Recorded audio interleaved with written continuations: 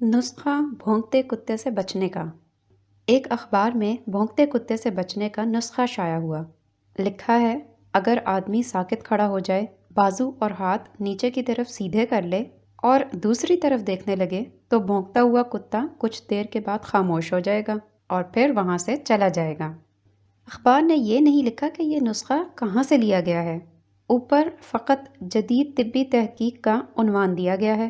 یہ بھی مذکور نہیں آیا، کتوں کو بھی مطلع کر دیا گیا ہے کہ ان پر اس ضابطۂ اخلاق کی پابندی ضروری ہے۔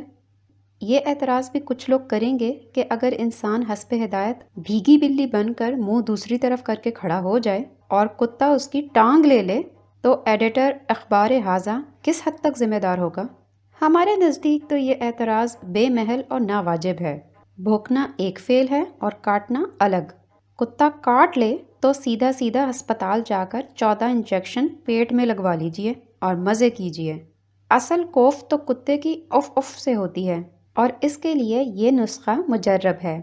اصل مشکل تو تب پیش آتی ہے جبکہ کتے کو پتہ نہ ہو کہ اس کو اخبار میں چھپی ہوئی ہدایت کی پابندی کرنی ہے۔ یعنی کوئی شخص بازو لٹکا کر دوسری طرف منہ کرے تو اسے دم دبا کر کھسک جانا چاہیے۔ یا تو بعض کتے ناخواندہ ہوتے ہیں یا اخبار نہیں پڑھتے یا جان بوجھ کر بات ٹال جاتے ہیں۔ پچھلے دنوں ایک مشہور ہوٹل کے لاؤنج میں ایک کتے کو استراحت کرتے پایا گیا۔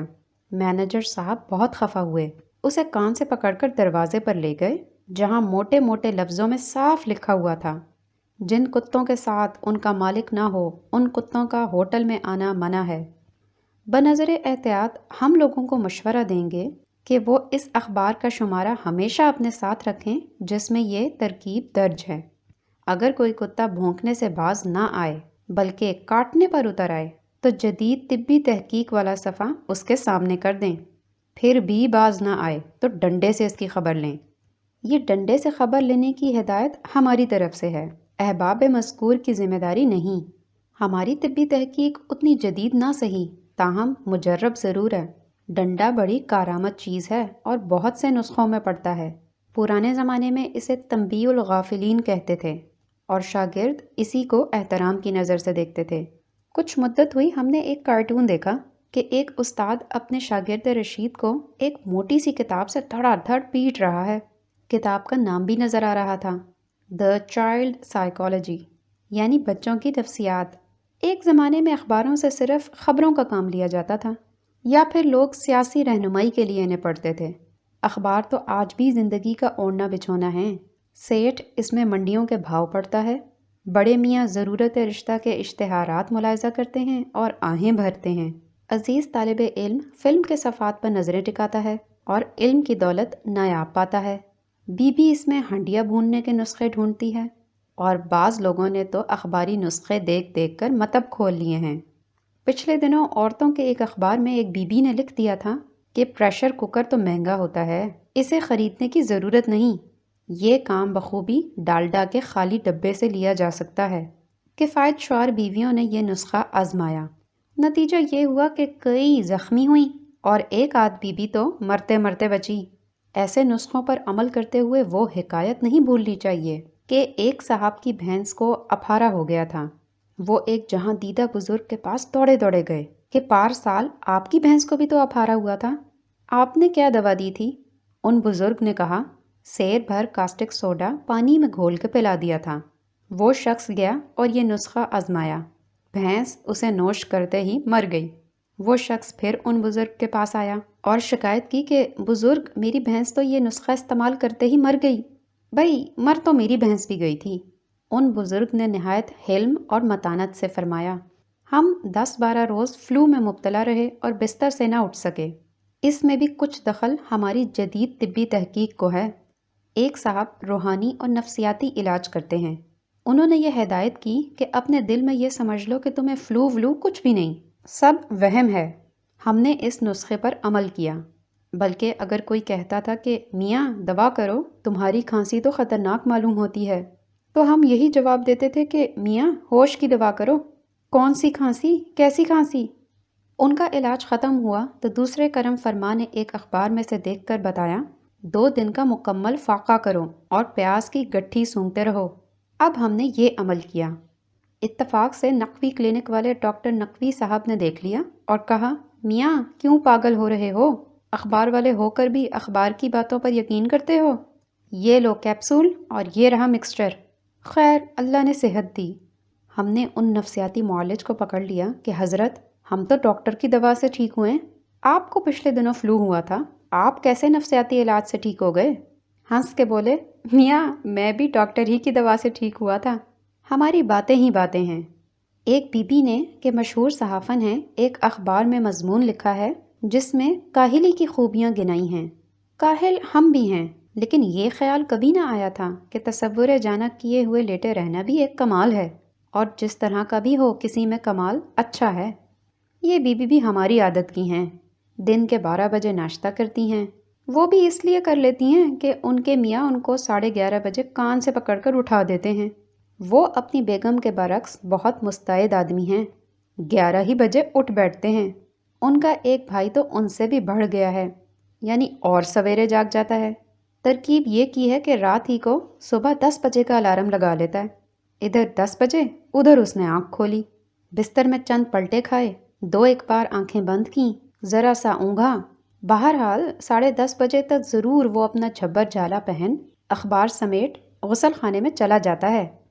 ان بی بی نے دلائل و براہین سے ثابت کیا ہے کہ دنیا میں جتنے کام کیے کاہلوں نے کیے، یہ بھاگ دوڑ کرنے والے کچھ بھی نہیں کر سکتے۔ ہم مشرقیوں کے ہاتھ میں آ کر تو خیر ہر اچھی چیز خراب ہو جاتی ہے، حتیٰ کہ کاہلی بھی۔ لوگوں نے افیمیوں کے لطیفے گھڑ لیے ہیں کہ ایک شخص بیچ رستے میں پاؤں پھیلائے پڑا تھا، ایک گاڑی بان اس رستے پر آیا تو اس نے آواز دی، اے پوستی اٹھ ورنہ ابھی تیری ٹانگیں کچلی جائیں گی۔ اس نے اپنے پاؤں کی طرف دیکھا، وہاں اسے جوتا نظر نہ آیا جو گھر سے پہن کر چلا تھا، لیکن سوتے میں کسی نے اتار لیا تھا۔ مطمئن ہو کر اس نے گاڑی بان سے کہا، گزار دے گاڑی، یہ میری ٹانگیں نہیں ہیں۔ ملاحظہ فرمائیے کتنا فضول لطیفہ ہے، جو سنے گا کاہلوں کے متعلق ہرگز اچھی رائے قائم نہ کرے گا۔ اس کے مقابلے میں اہل مغرب نے اس سے جو شاندار فائدے اٹھائے ہیں ان کا ذکر سنیے۔ ان بی بی ہی نے مثال دی ہے کہ اگر نیوٹن کاہل نہ ہوتا، بینچ پر اپنے آپ میں مگن بیٹھا نہ رہتا، تو آج کشش ثقل کا راز کیسے معلوم ہوتا؟ ہوا یوں کہ درخت سے سیب گرا، کوئی اور ہوتا تو اسے جیب میں ڈال لمبا ہوتا، کھانے کے بعد کھاتا اور ڈاکٹر کو بھگاتا۔ یہ اپنی جگہ سے مارے کاہلی کے اٹھتے ہی نہیں، بس سوچتے رہے کہ یہ سیب کیوں گرا۔ سوچتے سوچتے کشش ثقل دریافت کر لی۔ یہی کیمز واٹ نے کیا۔ کیتلی کے پاس بیٹھا اونگ رہا تھا، بھاپ سے ڈھکن جو ہلنے لگا تو بجائے اس کے کہ کوئی بوجھ اس پر رکھ کر اچھی طرح دبا دیتا، کیونکہ ایسا واقعہ کیتلی کا سرپوش ہلنے کا دنیا میں پہلی بار نہ ہوا تھا، تو آج ہم یوں ہی چنگے بیٹھے ہوتے، یہ ریل ویل یہ انجن ونجن کچھ بھی نہ ہوتے۔ عورتیں آٹا تک ہاتھ کی چکی سے پیستیں، ان کو کاہلی یا دیگر موضوعات پر لکھنے کی فرصت ہی نہ ملتی۔ باوجود ان مضبوط دلائل اور شواہد کے جو ان بی بی نے اپنے مضمون میں دیے ہیں، ہمیں شبہ ہوتا ہے کہ موجد بننے کے لیے شاید کاہلی کے علاوہ کچھ اور صلاحیتوں کی بھی ضرورت ہو۔ بی بی جی نے خود لکھا ہے کہ میں باوجود سست الوجود ہونے اور کئی گھنٹے بستر میں لیٹنے کے کوئی اچھوتا خیال پیش نہ کر سکی، ادب عالیہ نہیں تخلیق کر سکی۔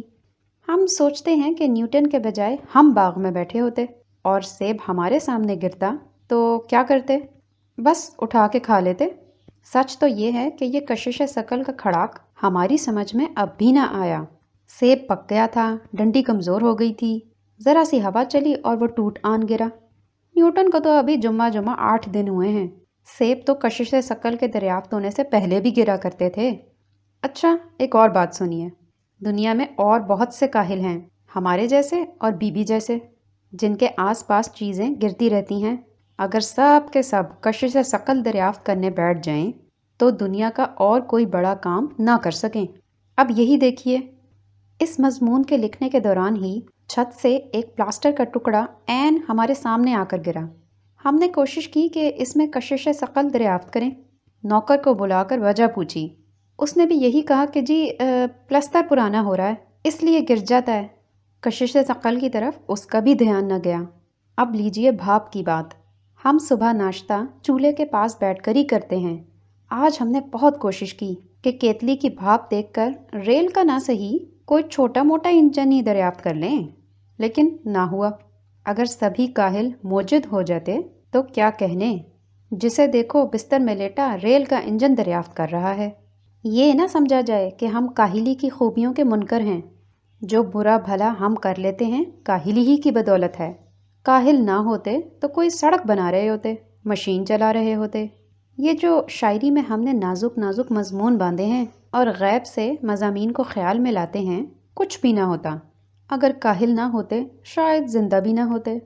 हमारे लवाहिकीन अब तक बीमे की रकम खुर्द बुर्द कर चुके होते। हमारे पड़ोस में हकीम उम्र दराज रहते थे, नहायत चाक़ो चौबंद। हर रोज़ सुबह 4 बजे उठकर वर्जिश करते थे, फिर ठंडी हवा खाने को सैर को निकल जाते थे। हमें बहुत तरगीब दी। हम कभी उनकी बातों में ना आए, बल्कि लिहाफ को सर की तरफ कुछ और खींच लिया। नतीजा उनके लालच करने का ये हुआ कि एक रोज़ सड़क पर माँ अपनी छड़ी के और सेहत के एक ट्रक के नीचे आ गए। ये बात तो हर कोई मानेगा कि ट्रक सड़क पर चलने वालों पर ज़्यादा चढ़ते हैं बनिस्बत चारपाई पर लेटने वालों के। काहिली की कदर काहिल ही कर सकता है, बजुज़ इरादा परस्ती खुदा को क्या जाने। वो बदनसीब जिसे बख्ते नारसा ना मिला। इकबाल काहिल थे, चारपाई पर धुस्सा ओढ़े लेटे रहते थे। कैसी कमाल की शायरी कर गए। वो एक मर्द तनासान था, तनासानों के काम आया। गालिब भी तसव्वुर जाना किए हुए पड़े रहते थे। आज उनकी अज़मत को यौम गालिब तक मनाने वाले तस्लीम करते हैं, जो बड़े चलते पुरजे और चाक़ो चौबंद आदमी हैं। बद अच्छा बदनाम बुरा के झैल में एक और मिसाल लीजिए। हमारे माशरे में अनपढ़ को बुरा समझा जाता है और तालीम याफ्ता लोगों के प्रोपेगेंडे में आकर लोग तालीम को अच्छा जानते हैं, उसकी तारीफ़ करते नहीं थकते। कल ऐसे ही एक साहब को हमने एक सवाल करके खामोश कर दिया। वो ये कि अकबर बड़ा आदमी था या बहादुर शाह ज़फ़र। अकबर बिल्कुल अनपढ़ आदमी था, ना ज़फ़र की तरह दिलगुदाज गज़लें कह सकता था, ना उस्ताद ज़ौक़ का सोहबत याफ्ता था, ना तुगरा नवीसी में खुशखती दिखा सकता था। बई हमा को हमाला तरास कुमारी हुकूमत कर गया। उसने मरते वक्त इतनी बड़ी सल्तनत मुग़लिया छोड़ी, और आलिम फ़ाज़िल बहादुर शाह ज़फ़र ने न किसी की आँख का नूर हूँ, न किसी के दिल का करार हूँ। एक ख़बर दीपालपुर की। दीपालपुर की ख़बर है कि वहाँ हुस्न इखलाक और शाइस्तगी के मौजू पर होने वाली मजलिस मुज़ाकरा ले पाटकी और गाली गलोच पर ख़त्म हुई। हुआ ये कि एक मुक़र्रर ने इज़्ज़ो अखलाक की खूबियों पर तकरीर करते हुए कहीं दावा कर दिया कि इज़्ज़ो अखलाक में इस खाकसार का पहला नंबर है। दूसरे लोग जो इज़्ज़ो अखलाक के दावेदार हैं बिल्कुल झूठ बोलते हैं। इस पर एक साहब को एतराज़ हुआ। वो उठ खड़े हुए और बोले, हज़रत आप क्या खाकर इनकसारी में मेरा मुकाबला करेंगे? मैं तो ख़तों में भी अपने नाम के साथ बंदा आजिज़ और खाकसार लिखता हूँ। पहले मुक़र्रर ने कहा, आप तो सिर्फ लिखते हैं, बंदा तो खाकसार जमात में शामिल भी रहा है और बेलचा लेकर परेड भी करता रहा है। इस पर दूसरे फरीक के हामियों को तैश आ गया। एक ने कहा, हद तेरी की खाकसारी की। दूसरी तरफ से जवाब मिला, हद तेरी आजिज़ी की। एक ने कहा, तेरे बाप में भी इनकसार नहीं था, छाती तान कर अकड़ अकड़ कर चलते हुए उसे हमने देखा है। दूसरे ने कहा, तेरा दादा तो तुर्रे वाली पगड़ी पहनता था, तू किधर से फिदवी बन रहा है? लोगों ने बड़ी मुश्किल से बीच बचाव कराया और कहा, तुम भी आजिज़ और तुम भी खाकसार, लो सुलह कर लो, गुस्सा थूक दो। दीपालपुर तो छोटी जगह है और इसकी महज मिसाल है, बड़ी जगहों पर भी यही होता है। एक कहता है मैं जमहूरियत का दिलदाता हूँ, मेरी जमात जमहूरी है। दूसरा कहता है नहीं हम जमहूरी हैं, हम आज़ादी राय के हामी हैं। इस पर पहला फरीक कहता है, अच्छा तो ये बात है, हमारी जमहूरियत पसंदी को नहीं मानता, चल थाने खा चने की दाल, 6 माह के लिए नज़र बंद, वरना मान हमें जमहूरियत पसंद। इस पर दूसरा फरीक ज़मानतें कराने के लिए भाग जाता है कि ठहर तो सही, हमारी हुकूमत आने दे, हम भी तुझे जमहूरियत का लखलखा सुंघाएंगे। हम तो खैर किस शुमार कतार में हैं। बड़ी ताकतों में अक्सर जंगें इस बहस से शुरू होती हैं कि कौन अमन का ज़्यादा हामी है। अलिफ कहता है मैं हूँ, बे कहता है मैं हूँ। अलिफ कहता है क्या टर्टर लगा रखी है, यूँ नहीं मानेगा, ये ले गोला बचा अपना सर। بے اس کے جواب میں توپ سر کرتا ہے، دھائیں دھائیں ہوتی ہے، اور آخر میں 5-6 سال کی جنگ کے بعد واقعی امن قائم ہو جاتا ہے۔ ایک زمانہ تھا جب مختلف ملکوں میں اس بات پر جنگ ہوتی تھی کہ فلاں ملک کو کون محکوم بنائے۔ ہندوستان میں پہلے انگریزوں اور پرتگیزوں کے مارکے ہوئے، پھر فرانسیسیوں اور انگریزوں میں لڑائی ہوئی۔ اب بڑی طاقتیں اس بات پر لڑتی ہیں کہ فلاں کو کون آزادی دلائے۔ افریقہ میں اور انگولا میں آج کل یہی ہو رہا ہے۔ روس کہتا ہے اس ملک کو آزاد کراؤں گا، امریکہ کہتا ہے میں کراؤں گا، میرے ہاتھوں آزاد ہوئے تو نفع میں رہو گے۔ مڑ کے کوئی نہیں دیکھتا کہ غلام بنانے والے تو کبھی کے پرتگال واپس چلے گئے۔ اگر آزاد کرانے والے اپنے لاؤ لشکر اور ساز و سامان کے ساتھ وہاں نہ پہنچ جاتے اور اصرار نہ کرتے کہ اگر لکھوائے کوئی خط اس کو تو ہم سے لکھوائے، تو ہمیں یقین ہے کہ انگولا والے واقعی کبھی کے آزاد ہو چکے ہوتے۔ رانڈیں تو جیتی ہیں، رنڈوے جینے بھی دیں۔ آج کل بڑی طاقتوں کے درمیان دیتان کا بڑا شورا ہے، یعنی صلح۔ تم اپنا منہ ادھر کر لو، ہم اپنا منہ ادھر کر لیں۔ امریکی وزیر خارجہ ہنری کسنجر صاحب کے تو اس بھاگم دوڑ میں جوتوں کے تلے گھس جاتے ہیں۔ حاضری کھائیں سپاٹوں میں تو لندن میں ٹفن، غسل کریں ماسکو میں، ناشتہ پیکنگ میں۔ واشنگٹن میں کم ہی کسی نے ان کی صورت دیکھی ہے۔ آرٹ بخولٹ نے ایک بار نقشہ کھینچا بھی تھا کہ ایک بار پرچہ لگا، ہنری کسنجر واشنگٹن اپنے دفتر آ رہے ہیں۔ چنانچہ فورن آفس کو جھنڈیوں وغیرہ سے سجایا گیا، چپڑاسی وغیرہ نئی وردیاں پہن کر آئے، ان کے کمرے کو جھاڑا پونچھا گیا، وزارت خارجہ کے افسروں کا ان سے تعارف کروایا گیا، اور امید ظاہر کی گئی کہ موصوف پھر بھی کبھی وزارت خارجہ میں قدم رنجہ فرمائیں گے۔ لیکن جس قسم کی وہ صلح کرواتے ہیں وہ لیپا پوتی ہوتی ہے، دلوں کے میل اس سے صاف نہیں ہو سکتے۔ دونوں فریق ایک دوسرے سے ہاتھ ملا کر یا مزاج شریف پوچھ کر یا ایک آدھ معاہدے پر دستخط کر کے پھر اپنے اپنے ایٹم بم اور نائٹروجن بم اور ہائیڈروجن بم اور آکسیجن بم بنانے میں مصروف ہو جاتے ہیں۔ کبھی کبھار بیانات سے اس خیر سگالی کی توثیق ہوتی رہتی ہے۔ مثلاً روس اور امریکہ میں آج کل دیتانیہ صلح نامہ ہے۔ امریکہ بیان دیتا ہے کہ روس ہمارا دوست ہے اور ہمیں یقین ہے امن پسند ہے، البتہ اگر جنوب مشرقی ایشیا میں اس نے اپنے اڈے قائم کرنے کی کوشش کی تو ہم اس کا سر توڑ دیں گے۔ جواباً روس کو جواب دینا پڑتا ہے کہ ہمارے دل میں امریکہ کی امن پسندی کی بڑی قدر ہے اور اس سے ہمارا دوستی کا معاہدہ پکا ہے، تاہم اس نے چین چپڑ کی تو اس کا بھرکس نکال دیں گے وغیرہ۔ دیکھیے دیپال پور سے چل کر ہم کتنی دور پہنچ گئے ہیں۔ ویسے حسن اخلاق کے موضوع پر بحث اور ایک دوسرے سے عز و انکسار میں بازی لے جانے کی کوشش اور اس کے نتیجے میں لیپاٹگی کی کوئی واحد مثال نہیں۔ کئی سال ہوئے انسداد رشوت ستانی کے موضوع پر سرکاری اہلکاروں کا ایک مذاکرہ ہوا تھا، اسے وقت کے وقت ملتوی کرنا پڑا کیونکہ مذاکرے کے سیکٹری یا کنوینئر اسی روز ایک مکان کا نقشہ پاس کرنے کے سلسلے میں رشوت لیتے ہوئے پکڑے گئے تھے۔ ملاوٹ کے انسداد کے بارے میں پار سال جو مذاکرہ ہوا تھا اس میں ایک سیٹھ صاحب بڑی فصاحت سے اپنا خطبہ ارشاد کر رہے تھے کہ ایک شخص نے ان کے کان میں کچھ کہا۔ اس پر انہوں نے گھبرا کر خطبہ ختم کر دیا اور حاضرین کو سلام علیکم کہہ کر رخصت ہو گئے۔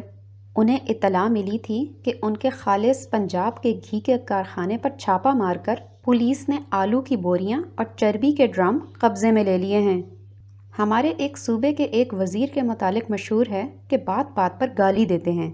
ان کے کانوں تک یہ بات پہنچی تو بہت خفا ہوئے اور کہا یہ بالکل جھوٹ ہے، کون ڈیش زیادہ یہ بات کہتا ہے، اسے میرے سامنے لاؤ، اس کی یہ اس کی وہ، آنا ہمارا۔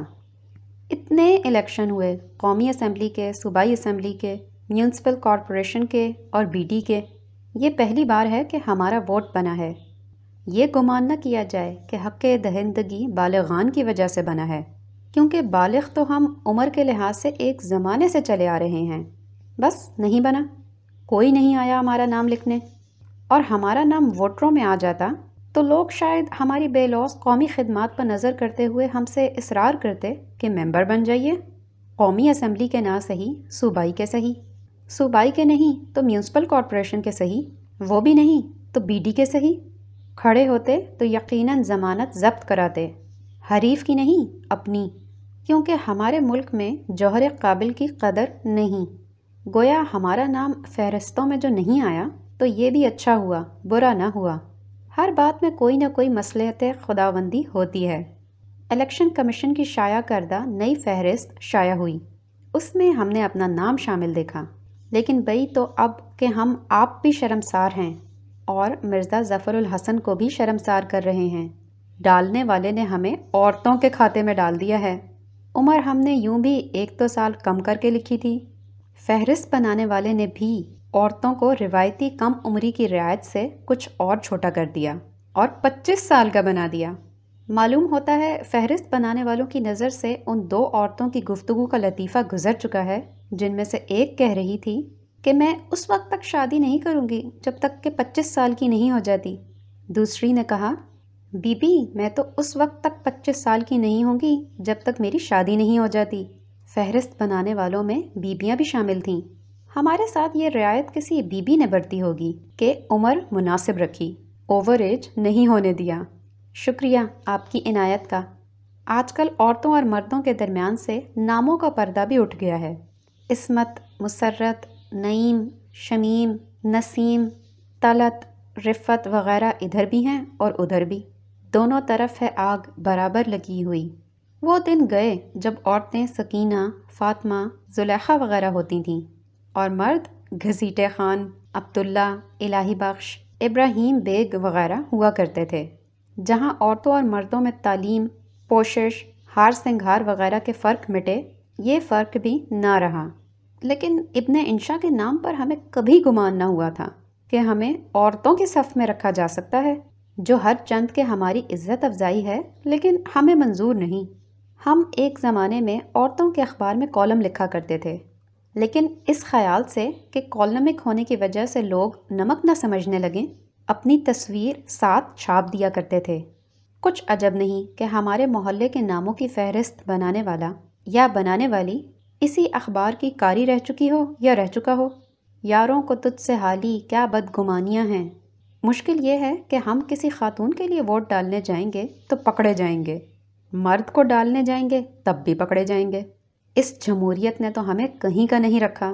ہم نے فہرست پر نظر ڈالی تو معلوم ہوا کہ ہماری والدہ عمر میں ہم سے 2 سال چھوٹی ہیں اور ہماری سب سے چھوٹی بہن ہم سے 3 سال بڑی ہیں۔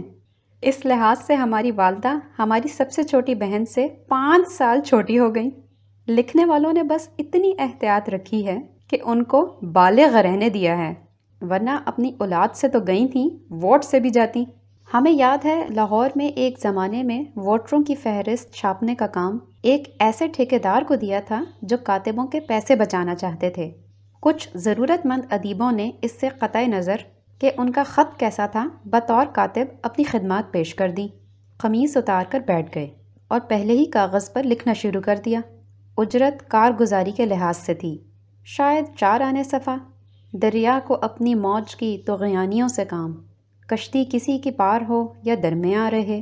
نتیجہ یہ ہوا کہ اکثر کشتیاں درمیان میں ہی رہیں۔ بالغ بیٹا ہے، باپ نابالغ ہے، نہ ولدیت کا پتہ، نہ سکونت کا سراغ، نہ نام صحیح نہ مقام صحیح۔ فہرستیں چھپ کر آئیں تو چھاپنے اور چھپوانے والوں نے سر پیٹ لیا اور الیکشن ملتوی ہو گئے۔ ہم یہ تو نہیں کہتے کہ اب کے بھی کسی نے الیکشن کو ملتوی کروانے کے لیے ہمارے ساتھ یہ وارداتیں کی ہیں، لیکن اصل وجہ اس تذکیر و تانیث کے ہیر پھیر کی ہماری سمجھ میں نہیں آئی۔ ہم نے پوری فہرست کا مطالعہ نہیں کیا۔ ہو سکتا ہے تمام صحافیوں، ادیبوں کو اس طرح عورتوں کے خانے میں ڈال دیا گیا ہو جس طرح ایک زمانے میں ارباب نشاط کے خانے میں ڈالا گیا تھا۔ یاروں کو تجھ سے حالی کیا بدگمانیاں ہیں۔ ممکن ہے کہ زینب بی بی یا یاسمین خانم کو مردوں میں شامل کر کے حساب پورا کر دیا گیا ہو۔ ہمارے خیال میں تو آئندہ عورتوں اور مردوں کی علیحدہ صف بندی کا جھنجٹ نہیں ہونا چاہیے۔ جب زندگی میں جھنجٹ نہیں تو فہرستوں میں کیوں؟ آپ نے سنا ہوگا، کہیں کھیل ہو رہا تھا، کسی تماشائی نے کہا، بھائی یہ لڑکی بہت اچھا کھیلتی ہے۔ پاس سے آواز آئی، یہ لڑکی نہیں لڑکا ہے، میرا بیٹا ہے۔ پوچھنے والے نے کہا، تو گویا آپ اس کے باپ ہیں؟ مخاطب نے بہت احتجاج کیا اور کہا، بدتمیز کہیں گے، میں اس کا باپ نہیں، ماں ہوں۔ ویسے تو ہم خیریت سے ہیں، ایک شخص کے پاؤں کے انگوٹھے پر ایک کومڑ سا نکل آیا تھا۔ کسی نے کہا ہسپتال جا کر اسے کٹوا دو، معمولی سا آپریشن ہوگا۔ بس وہ ہسپتال چلا گیا۔ آپریشن کے لیے اسے بے ہوش کرنے کی دوا دی گئی، جس سے اس کو دل کا دورہ پڑ گیا۔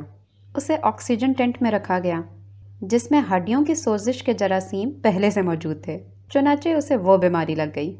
اسے اسٹریچر پر لیے جا رہے تھے کہ اسٹریچر الٹ گیا، جس سے اس کی ایک ٹانگ اور ہنسلی کی ہڈی ٹوٹ گئی، اور اس ضرب سے اس کو دل کا ایک اور دورہ پڑ گیا۔ دم تحریر وہ اس عالم میں ہے کہ اس کے ایک نل کی سانس لینے کے لیے لگی ہے، ایک نل کی پیشاب خارج کرنے کے لیے ہے، ٹانگ پلاسٹر میں جکڑی ہے، اور بازو پٹی میں بندھا گلے کا ہار ہو رہا ہے۔ اب رہا وہ گومڑ، اسے سب بھول گئے ہیں، وہ جہاں تھا وہیں ہے۔ یہ خبر ارجنٹائن کی ہے اور کسی اور کے بارے میں ہے، لیکن یہاں کی بھی ہو سکتی ہے، اور ہم خوش قسمت نہ ہوتے تو ہمارے بارے میں بھی ہو سکتی تھی، کیونکہ اپنی ٹانگ کو لیے ہم ایک مقامی ہسپتال بھی ہو آئے ہیں، جہاں ہر کوئی کسی سے شاکی تھا۔ زیادہ تفصیل میں اس لیے نہیں جاتے کہ ہمیں تجربے نے بتا دیا ہے کہ کبھی ہسپتالوں کے بارے میں نہ لکھنا چاہیے، کبھی پولیس اور تھانے کے بارے میں نہ لکھنا چاہیے، بلکہ جیسا کہ قدرت اللہ شہاب کے مشہور افسانے رپورٹ پٹواری مفصل ہے میں ہے، کسی پٹواری کے بارے میں لکھنے کی حماقت نہیں کرنی چاہیے، کیونکہ ہر پھر کے واسطہ انہی لوگوں سے پڑتا ہے۔ شہاب صاحب کے سائل نے، جس کی زمین پٹواری نے کسی اور کے کھاتے میں ڈال دی تھی، شکایت تو گورنر کے نام بھیجی تھی۔ انہوں نے اپنے سیکرٹری کو برائے ضروری کارروائی بھیج دی۔ سیکرٹری نے کمشنر کو، کمشنر نے ڈپٹی کمشنر کو، ڈپٹی کمشنر نے تحصیلدار کو، اور تحصیلدار نے اسی پٹواری کو منتقل کر دی کہ اس پر ضروری کارروائی کی جائے۔ پٹواری نے درخواست دہندہ کو بلوایا، ایک جوتا لگاتا تھا اور درخواست دکھاتا تھا، درخواست دکھاتا تھا اور ایک جوتا لگاتا تھا کہ اور دے درخواست گورنر کو، بڑا آیا ہماری شکایتیں کرنے والا۔ اس ضروری کارروائی کے بعد درخواست لکھ کر گورنر صاحب کو لوٹا دی کہ مناسب تحقیق کی گئی، مدعی جھوٹا ہے، جھوٹی درخواستیں دینے کا عادی ہے، شکایت داخل دفتر کی جائے۔ ہم کوئی 10 دن سے اپنی ٹانگ سمیت بستر پر پڑے ہیں۔ ہمارے دوست ڈاکٹر منیر الحق ہمیں دیکھ جاتے ہیں اور دلاسا دیتے ہیں کہ چند روز اور میری جان، فقط چند ہی روز۔ انہوں نے نصیحت بھی کی کہ پرائے پھڈے میں ٹانگ نہیں اڑانی چاہیے۔ ہم نے کہا ڈاکٹر صاحب ہم نے نہیں اڑائی، لیکن اگر پرایا پھڈا خود آ کر ہماری ٹانگ میں اڑ جائے تو ہم کیا کر سکتے ہیں؟ ایک اور دوست نے فرمایا کہ یہ جو تم دعوے کرتے پھرتے ہو کہ تم کو دولت مل رہی تھی، تم نے اس پر لات مار دی، کوئی بڑا عہدہ مل رہا تھا اس پر لات مار دی، تو ایسے کاموں کا تو یہی نتیجہ ہوتا ہے۔ ہم نے کہا نہیں صاحب یہ بات نہیں، زبان سے کہنے کی بات اور ہے، ہم عزت، شہرت یا عہدے پر لات مارنے والے آدمی نہیں ہیں۔ بات فقط اتنی ہے کہ 31 جنوری کو ریڈیو پاکستان کے سامنے ٹیکسی لینے کے لیے ہم سڑک پار کر رہے تھے کہ غلط سائڈ سے آ کر ٹیلی فون کے محکمے کی ایک جیپ نے ہمیں ٹکر مار دی اور دور اچھال دیا۔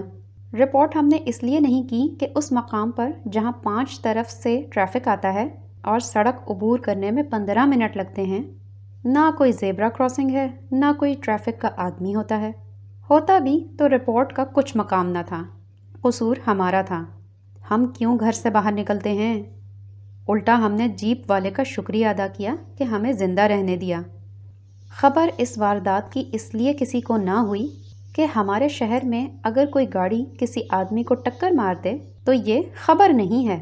ہاں، اگر کوئی آدمی کسی گاڑی کو ٹکر مارے تو خبر بنتی ہے۔ عباسی شہید ہسپتال بہت بڑا عالی شان ہسپتال ہے۔ وہاں کے ڈاکٹروں نے ہمیں پہچان کر ہماری طرف خاطر خواہ توجہ دی، لیکن ہسپتال صرف سنگ و خشت نہیں ہوتا۔ ایکس رے کرنے والا آدمی پون گھنٹے کی تلاش کے بعد ملا، اور ملا تو ہم سے ایمرجنسی کی فیس چارج کی۔ لیبارٹری کا انتظام جیسا اس ہسپتال میں ہونا چاہیے ویسا نہیں ہے۔ ماہر ڈاکٹروں کی بھی کمی ہے۔ ہمارا خیال تھا کہ اتنے بڑے علاقے کے لیے اتنا بڑا ہسپتال بنا ہے تو کچھ ماہرین جناح ہسپتال اور سول ہسپتال سے یہاں منتقل کر دیے جائیں گے، لیکن معلوم ہوا کہ جناح ہسپتال مرکزی حکومت کا ہے، سول ہسپتال صوبائی حکومت کا، اور عباسی ہسپتال میونسپل کارپوریشن کا۔ यहाँ अक्सर डॉक्टर नए हैं, बाज़ तो शायद इसी साल फारिग तहसील हुए हैं, तजर्बा कम रखते हैं। लेकिन एक साहब ने कहा, चंद साल चीर फाड़ करते रहेंगे और दवाएं आजमाते रहेंगे तो इनको भी तजर्बा हो जाएगा। इंसान गाते गाते ही कलावत हो जाता है। वैसे इन तालिब इल्म नुमा डॉक्टरों को देखकर हमें वो मरीज़ याद आया जो ऑपरेशन टेबल पर लेटा तो कहने लगा, डॉक्टर साहब मुझे घबराहट हो रही है क्योंकि ये मेरा पहला ऑपरेशन है। डॉक्टर ने कहा, घबराने की कोई बात नहीं है, मेरा भी तो ये पहला ऑपरेशन है, मैं कोई घबरा रहा हूँ? वैसे तो हम खैरियत से हैं, लेकिन इस तकलीफ़ से बिस्तर पर पड़े सारा दिन ये सोचते रहते हैं कि अपने अहले वतन की किस तरह खिदमत कर सकते हैं और हमारे अहले वतन हमारी क्या खिदमत कर सकते हैं। चूँकि हम मशरक़ी तहज़ीब के आदमी हैं, पहले आपके कायल हैं, लिहाजा इस मामले में भी पहल करने का मौका अहले वतन ही को देना चाहते हैं। कौमी खिदमत का जज्बा एक तो फरागत की वजह से हम में पैदा हुआ है, कुछ यारे अज़ीज़ अलहाज जमीलुद्दीन आली की सोहबत से जो हमें बराबर देखने आते रहे हैं। हज करने के बाद से हम उनमें नुमायाँ फ़र्क देख रहे हैं। लाओ लहब की तरफ उनको रग़बत मुतलक नहीं रही। ख़यालात फ़ासिदा उनमें पहले भी नहीं थे, अब तो और भी नहीं रहे। गज़लों दोहों को ला हासिल करार देकर उन्होंने अज़्म किया है कि आइंदा सिर्फ़ कव्वालों की फरमाइश पर ग्रामोफोन कंपनियों के लिए लिखा करेंगे। एक ऐसी किताब लिखने का इरादा रखते हैं जिससे दुनिया बिल्कुल ठीक हो जाए, हर तरफ अरबी ही अरबी राइज हो जाए और मुसलमानों में किसी किस्म की कोई ख़राबी बाकी न रहे। तबलीगी तकरीरें इस जज्बे से करते हैं कि बेइख्तियार जी चाहता है कि उनके हाथ पर इस्लाम कबूल कर लें। फिर ख्याल आता है कि हम तो पहले से ही मुसलमान हैं। अगर आपको कोई शख्स अरबी लिबास में रज्स पढ़ता हुआ, नंगी शमशीर हाथ में लिए, घोड़े पर सवार, बहरे जुल्मात का रास्ता पूछता नज़र आए तो नाम पूछने की ज़रूरत नहीं, और कौन हो सकता है। इसलिए तस्वीर जाना हमने खिंचवाई नहीं। एक ज़माना था जब लोग मजमून के साथ तस्वीर तो बड़ी चीज़ है नाम तक न दिया करते थे, बल्कि सिंदबाद जहाज़ी वगैरह लिखकर काम चलाते थे। मरहूम मौलाना अब्दुल मजीद सालिक को तो कलमी नाम देना भी पसंद न था। हमने उनके मशहूर व मकबूल कॉलम अफ़कार व हवादिस पर कभी उनका नाम नहीं देखा। हाँ, पढ़ने वाले जानते थे, यानी शुदा लोग जानने लगे थे। और चूँकि उन दिनों पीरी मुरीदी का रिवाज तक ऐसा था कि शायरों में उस्तादी शागिर्दगी जानशीनी वगैरह के मसाइल पर सर पटोल हो जाया करती थी, लिहाजा लोगों ने पीर अफ़कार का नाम दे रखा था। लोग दुआ करवाते थे, तावीज़ बांटते थे, और फिर ऑफसेट की छपाई की बरकत से तस्वीर का रिवाज निकला। अब मजमून हो ना हो, तस्वीर होना ज़रूरी है। एक रोज़ तो हमने एक साहब की तस्वीर छपी देखी जिसके साथ फ़कत एक माजरती नोट था कि आज हज़रत हम्माम शकरकंदी अपनी अलालत की वजह से कॉलम नहीं लिख सके। अब ये होने लगा कि कॉलम निगार या मजमून निगार अपनी तस्वीर देकर भूल जाने लगे। जो मूँछों वाला था वो दाढ़ी वाला हो गया, और जो दाढ़ी वाला था उसने 4 अबरू का सफाया करवा दिया, लेकिन तस्वीर वही रही जो कि थी। हमारे दोस्त इंतज़ार हुसैन नई तस्वीर खिंचवाना शरन ममनू तो नहीं, मकरूह ज़रूर समझते हैं, इसलिए मुद्दतों उनकी एक ही तस्वीर चलती रही।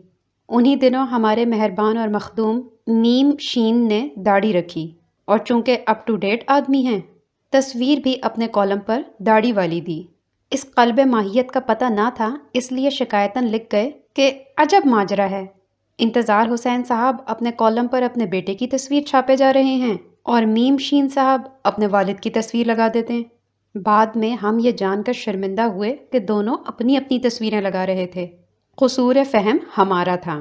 बाद में फिर सुना कि मीम शीन ने दाढ़ी मुंडवा ली और इंतज़ार हुसैन ने रख ली, लेकिन तस्दीक न हो सकी। हमने जब कराची के एक अखबार में वक्तन फ़वक्तन लिखना शुरू किया तो हमसे तस्वीर का तकाजा हुआ। तस्वीर तो बड़ी चीज़ है, हमने नाम की भी बड़ी मुश्किल से इजाज़त दी, लेकिन खैर उस चीज़ के ज़ेर असर जिसे पब्लिक का पुरज़ोर इसरार कहते हैं, लेकिन असल में पब्लिक से शख्स मज़कूर का इसरार होता है, तस्वीर पर भी राज़ी हो गए। और फिर ऐसे राज़ी हुए कि बस।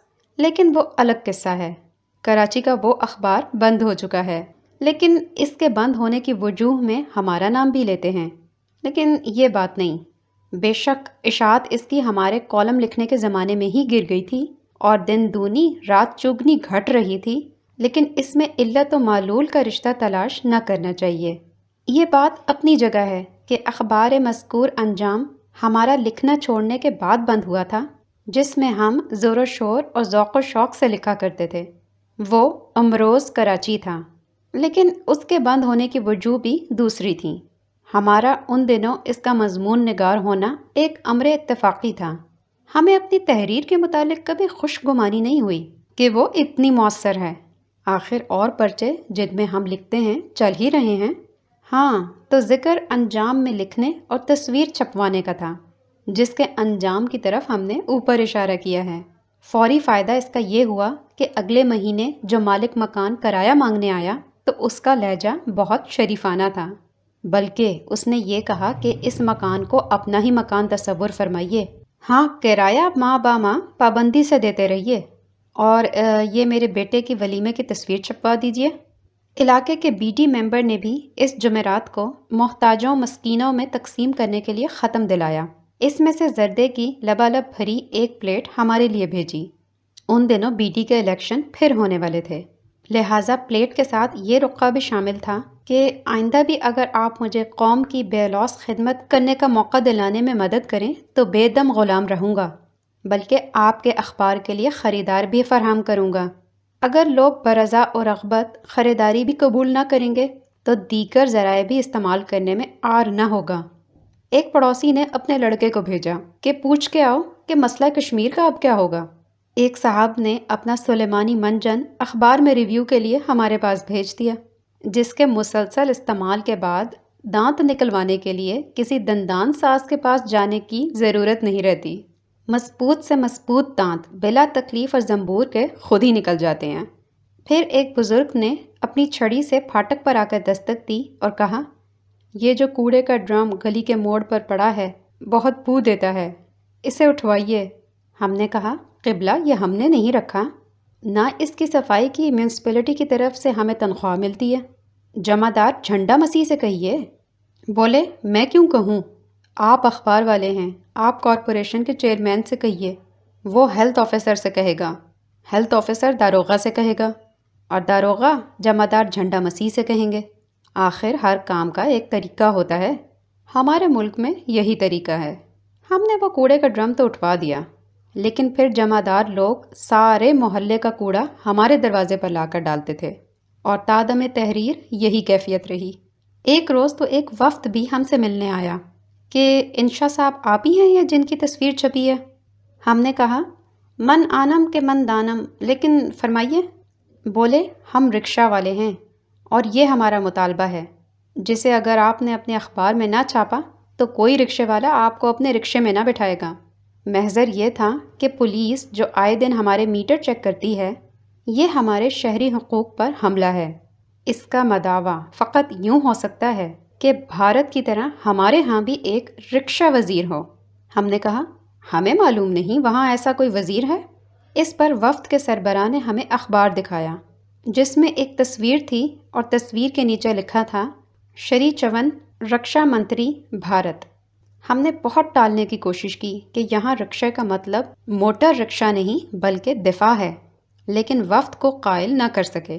ان کی دلیل بھی محکم تھی، اور وہ یہ کہ دفاع کا سوال وہاں پیدا ہوتا ہے جہاں باہر سے کوئی حملہ ہو یا حملے کا امکان ہو۔ بھارت کو تو ہمیشہ خود کسی پر حملہ کرنا ہوتا ہے، خواہ وہ گوا ہو یا چین ہو، حیدرآباد ہو کہ جوناگڑھ ہو۔ لہٰذا چون جی وزیر دفاع نہیں ہوں گے، ضرور وزیر امور موٹر رکشہ ہوں گے۔